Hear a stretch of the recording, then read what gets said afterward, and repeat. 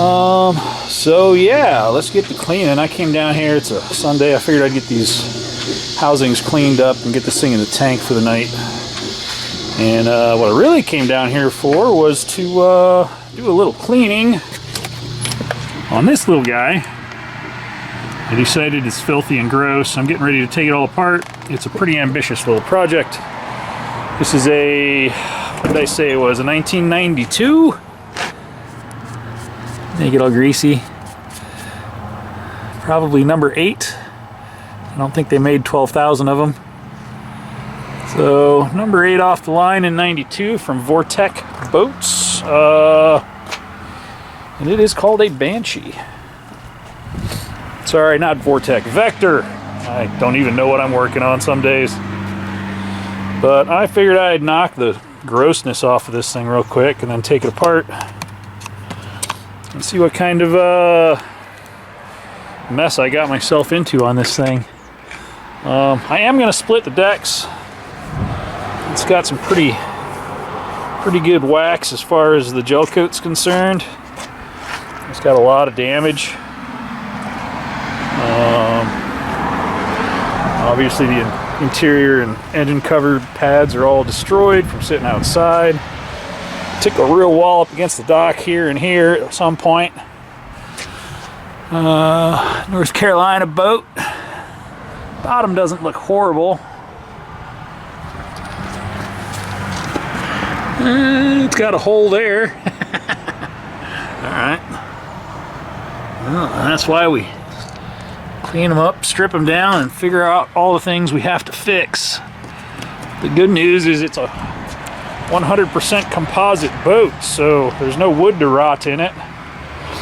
But from what I'm looking at so far, it looks like it's a pretty thin layup. Keep it light. Unfortunately, that means it flexes when it hits stuff. It does not appear to be a foam-filled boat.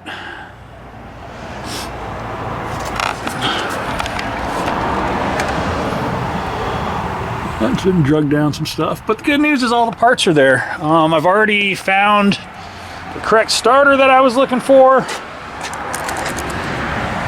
and I may have a line on a proper flywheel, and the crankshaft's heading out on Monday to go get reconditioned. So things are looking good to rebuild the original power plant.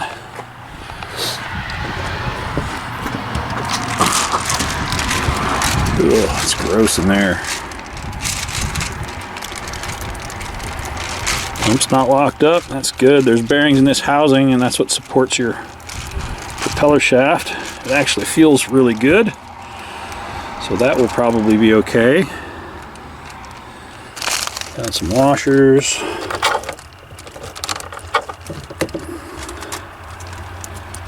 Oh, those are supposed to be on those bolts. Throttle cable, trim cable, and steering cable. My trim cable's missing the connector and it broke off. Sadly, I had that when I left, but I don't have it now. Steering cable's broke. That looks like it's going to be relatively... It's been repaired. It's going to be relatively simple to resolve. There's supposed to be a flapper on here to keep water from going back in the boat, so we'll get a new one-way valve for it. Speedo's hit. That's easy enough. That's boat stuff. That looks to be a flush kit to flush the engine out when you're done. So for the moment, I'm just going to hit this thing with the pressure washer, and we're going to see what comes off it, because right now it's just gross.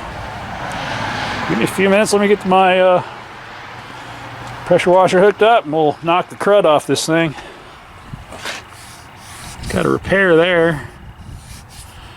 They bounced the corner into it. It used to have some top snaps in it that were also filled. So I'm going to remove all the snaps. I'm not going to do a cockpit cover on this. I'm going to do a full cover that just covers the whole top.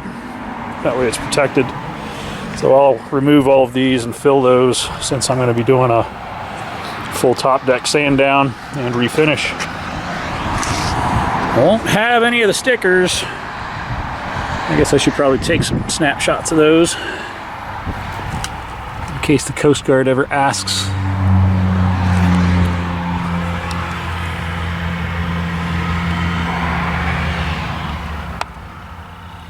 Alright, let's get to cleaning.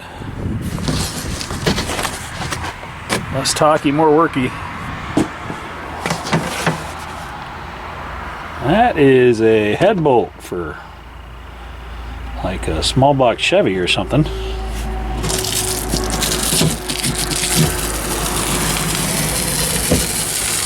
Oh.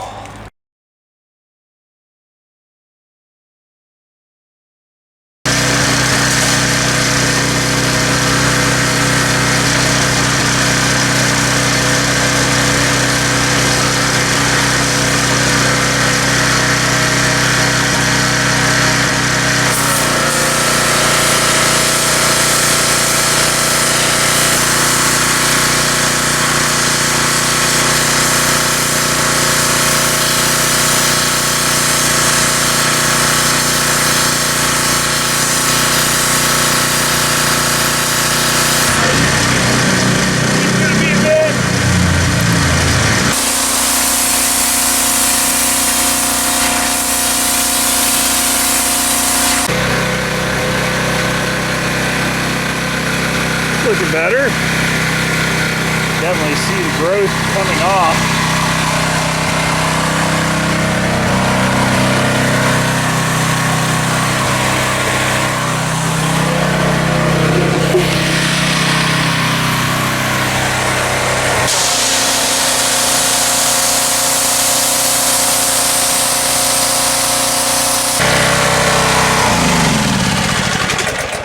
Oh, nobody wants to sit around and listen to that for any length of time. But other than the red clay staining, it cleaned up pretty good. I'm completely soaked now. I highly recommend wearing safety glasses when you pressure wash stuff, because you will get blasted in the face. I did turn up a crack I hadn't seen before, which is that guy right there. There it is. Pretty big, goes down the length of the top deck. So that's really why I'm cleaning this off, is to be able to really assess the damage. I did find a hole in the bottom and some other gel coat stuff, but all in all, it's not in too bad a shape. It cleaned up pretty good. I'm going to take it back to the car barn and probably pull the rub rail and then pull the cleats, the fasteners, all the top pads and the seat pads out of it, and then we'll see how bad it's going to be to pull the top deck off the bottom deck. I don't think it'll be too bad. The last boat I did, it came apart real easy. This boat has not been on the water or been legally on the water since '05, so this thing hasn't seen water in 20 years probably. It's probably accurate. Well, I get this thing over to the car barn and get it, we'll start taking parts off. Ew. Gross.